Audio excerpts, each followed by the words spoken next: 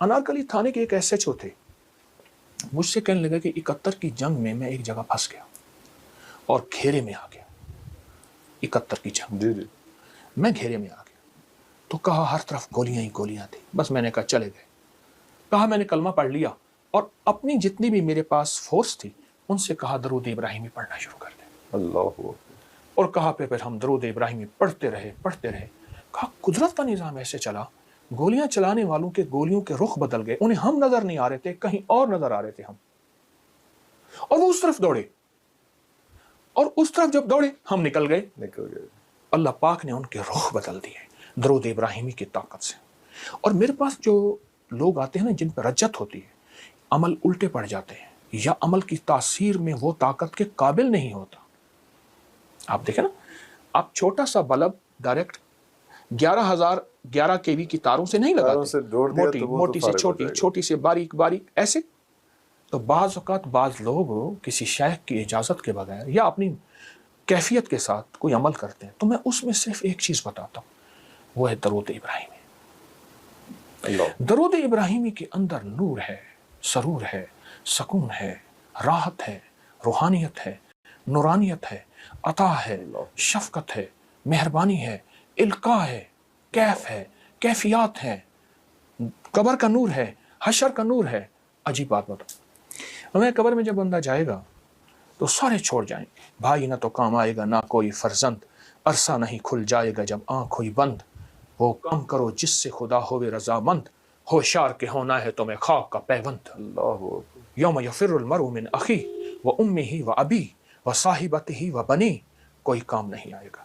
قبر میں رکھ کے اس کو سارے چھوڑ کے چلے جائیں گے، ایک حسین جوان اس کے سرہانے آ کے بیٹھے گا، اور نکیرین کے سوال و جواب، اور ہر لمحے میں اس کا ساتھ، اندھیروں میں روشنی، بھوک میں کھانے، قبر کے بچھونے، سب کا انتظام. کہ تو کون ہے؟ سارے مجھے چھوڑ گئے. کہا میں وہ درود ہوں جو تو اٹھتے پڑھتا تھا، بیٹھتے پڑھتا تھا، سوتے پڑھتا تھا، جاگتے پڑھتا تھا. تو مجھے نہیں بھولا، میں تجھے نہیں بھولا. جلال الدین سیوطی رحمۃ اللہ علیہ نے ایک بات لکھی ہے، فرمایا کہ ایک فرشتہ ہے، اس کے اتنے پر ہیں جتنی ساری مخلوق، آسمانوں کی، زمینوں کی، زمین کے نیچے، آسمان کے اوپر، آسمان کے نیچے، سمندر کے نیچے، اربوں خربوں خربوں خربوں مخلوق ہے، اس کے اتنے پر ہیں.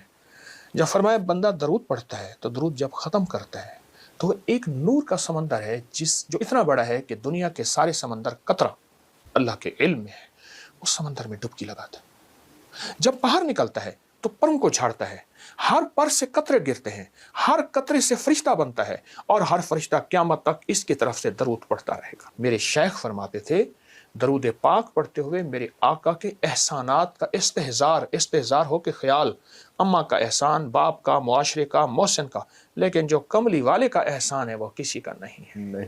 احسانات کا تصور کر کے درود کی ایک تسبیح پڑھیں، اس کی طاقت اور ہے. دل کو روشن کرنا چاہتا ہے، دل کو زندہ کرنا چاہتا ہے، دل کی دنیا آباد کرنا چاہتا ہے، دل کو دنیا شاد کرنا چاہتا ہے، صبح شام ایک تسبیح وقت نکال لے درود پاک کے لیے.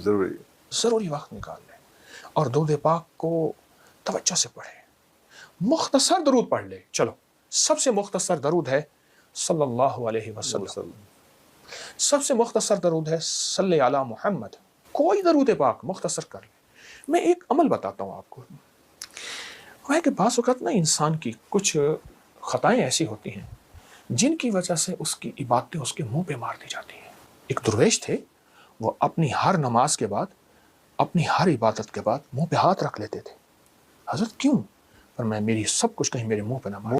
درود پاک کوئی بندہ دکھاوے، ریاکاری، بناوٹ، سجاوٹ، دھوکے کے لیے پڑھے، اللہ کہتا ہے میں پھر بھی قبول کروں. ہر عبادت کے لیے اخلاص ضروری ہے. درود واحد ہے اگر کوئی دکھاوے کے لیے پڑھے، جبکہ مومن دکھاوے کے لیے پڑھ ہی نہیں سکتا. مومن تو اللہ کی رضا کے لیے پڑھتا. فرمایا درود پھر بھی قبول ہے.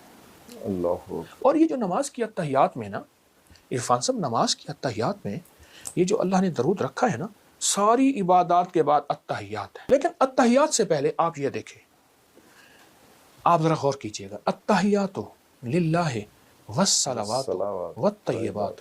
بس یہاں تک رک جائیں. جب میرے آقا معراج پہ تشریف لے گئے تو اللہ پاک نے فرمایا میرے حبیب کیا لائے؟ تو حضور نے فرمایا میں آپ کے لیے اللہ اتحیات للہ वस्सलावात वत्तय्यबात। तो अल्लाह पाक ने उसका जवाब दिया अस्सलामु अलैका अय्युहन नबी व रहमतुल्लाहि व बरकातुहू। अगला भी अजीब सवाल जवाब दिया, अल्लाह पाक ने अजीब अता फरमाई, क्या क़यामत तक के लिए आप जैसे मुझ जैसे ज़ईफ़ों और कमज़ोरों के लिए भी अल्लाह ने एक अता कर दी, अस्सलामु अलैना व अला इबादिल्लाहिस सालिहीन। ए मेरे हबीब, आप जब जाएंगे ना, आपकी गुलामी करने वालों के लिए भी मेरे सलाम है। अच्छा, अब इसके बाद अगली कहानी और सच्ची कहानी, अत्तहियातु लिल्लाहि वस्सलावातु वत्तय्यबातु वस्सलामु अलैका अय्युहन नबी व रहमतुल्लाहि व बरकातुहू वस्सलामु अलैना व अला इबादिल्लाहिस सालिहीन। ठीक, उसके बाद अशहदु अल्लाह पढ़ के सारा कुछ पढ़ने के बाद फिर आप दरूद पढ़ते हैं, और दरूद आखिर में पढ़ते हैं।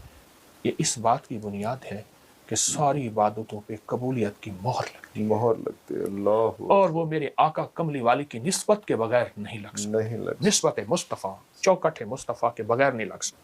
अबकरी की वेबसाइट पे इलाज तजवीज़ करदा होता है, इसलिए हर बंदा पढ़ सकता है, हर बंदा पढ़ सकता है। तजवीज़ करदा होता है, उसकी तादाद भी, उसकी अदद भी। और फिर कोशिश ये है मेरी अबकरी की साइट पर हर अमल कुरान और सुन्नत और औलिया अकाबिर बड़ों की निस्बतों के साथ हो, इसलिए हर अमल का हवाला भी है, हमारे पास सबूत भी है, तो वो बंदा पढ़ सकता है। और इंशाअल्लाह वो तो पूछने वाले हैं, करोड़ों लाखों फैज़ पा रहे हैं और बेबहा फैज़ पा रहे हैं। क्यों? एक बात हकीकत है, वही का फैज़ क़यामत तक रहेगा। कुरान भी वही और फरमान मुस्तफ़ा भी वही, क़यामत तक फैज़ रहेगा और रहना चाहिए।